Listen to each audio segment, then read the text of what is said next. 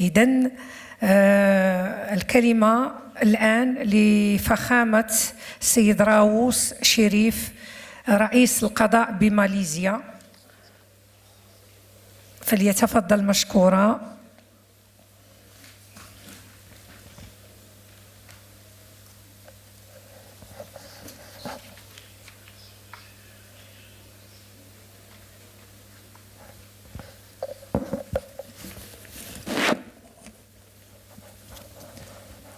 Bismillahirrahmanirrahim. Assalamualaikum warahmatullahi wabarakatuh. Distinguished speakers, delegates, ladies and gentlemen, I am honored to be part of this session today to deliberate on a topic entitled The Fundamental and Continuous Training for Members of the Legal and Judicial Profession. With the time frame given, I propose specifically to give you a brief overview how we in Malaysia train our judges. The training of judges in Malaysia is done by the Judicial Academy. Malaysian judiciary established the Judicial Academy in 2012. The establishment was rather late, bearing in mind that we became independent state from British in 1957. But as saying goes, it's better late than never. But let me make it clear, not that we have no formal training prior to the setting up Judicial Academy, but the establishment of a Judicial Academy was aimed at a more structured and focused training towards achieving judicial excellence. In Malaysia, the Judicial Academy was set up mainly to train superior court judges. These are judges of the Federal Court, Court of Appeal, and High Courts. For the subordinate court, that is magistrate and session court judges, they underwent formal training at a dedicated training institute called Judicial Legal Service Officers, ILCAP. ILCAP is a training institute which was set up under the Act of Parliament 1991. ILCAP not only trained our judicial legal service officers, but many other judicial and legal officers from other jurisdictions in our region have received their training at ILCAP. For the purpose of today's presentation, I would like to focus on the Judicial Academy of Malaysia, which is a dedicated institution to train the superior court judges. The training is mainly concentrated to high court judges who are trial court judges who form the bulk of the superior court judges in Malaysia. In fact, the establishment of the Judicial Academy is an extension of the judicial reform we started in 2008, late 2008. Let me set the scene. Prior to 2009, we were a nation saddled with a backlog of cases.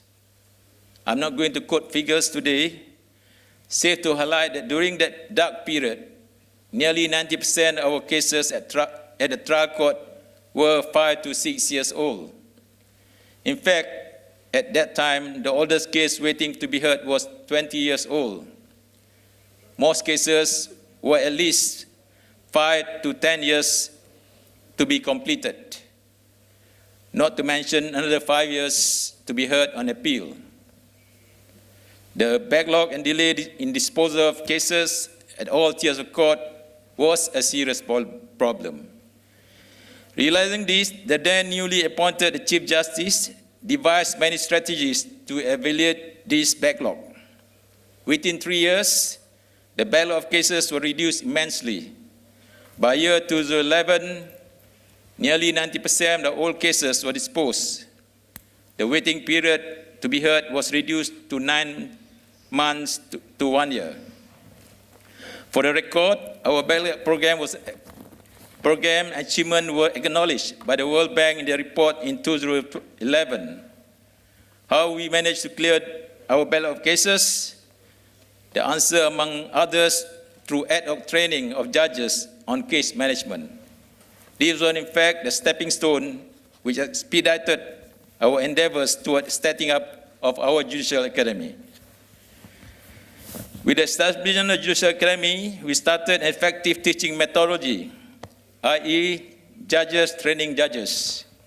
In Malaysia, the methodology of judges training judges was mooted around the idea where High Court judges are trained by Federal Court judges and Court Appeal judges. Judges for High Court were selected and organized in a small group of about 20%. Between 3 to 4 conveners drawn from the judges of Federal Court and Court Appeal will then conduct these courses on a given topic. These courses are usually held on weekends. These courses are meant to be interactive, where course participants are divided into a small group and are required to participate in the discussion and make oral and written presentation. The conveners, who are the Federal Court and Court Appeal judges, and their part will highlight common problems and mistakes encountered by the appellate courts when dissecting and reviewing the judgment of the High Court when they come on appeal. This exercise is to ensure that these common errors are not repeated in future appeals. The participation trial judge in return will share the problem they face in carrying out the judicial duties as trial court judges.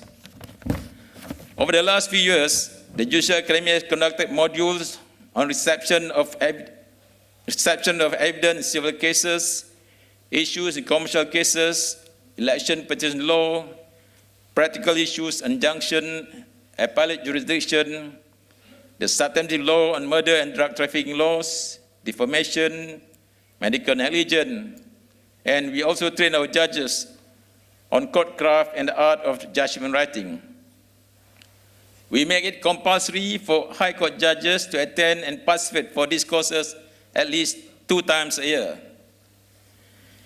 In addition to the in-house conducted by the Judicial Academy, the Judicial Academy also collaborated with different agencies, such as the Central Bank of Malaysia, the Security Commission, the Kuala Lumpur Arbitration Center, to organize seminars on various topics. These seminars involve all Superior Court judges, where key persons who are experts in the relevant industries are invited to present their views on the particular subject. During the seminars, there will be free flow of discussion between judges, and the purpose of conducting such seminar is for the judges to be kept abreast with the current law and the decision of other jurisdictions on similar issues. The Judicial Academy continues to identify over time what areas of law require emphasis with the objective of enhancing the professional competency of our judges. Yes, our Judicial Academy is still young. We are still learning, and much of it is being worked in progress. However, from the feedback that we have received from judges themselves, the training modules in particular have achieved their target. They provide an avenue for judges to raise common practical personal experience for the common benefit. I hope today's discussion will afford us a platform to gather some best practices in other jurisdictions that can be adopted by our Judicial Academy. In closing, I would like to reiterate my earlier statement for the need to strengthen institutional capacity. We must be committed to being a learning organization in order to be able to respond to change, embrace new ideas, and facilitate excellence. The method of peer teaching methodology, which I have adopted in our judicial academy, is worth a try. We are all part of one global judicial and legal community wherever we come from. Let us learn from each other and how to turn our collective knowledge for the mutual benefit.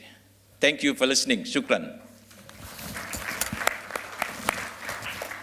شكرا للسيد راوس شريف الذي فتح لنا نافذة على تكوين القضاة في بلد ماليزيا.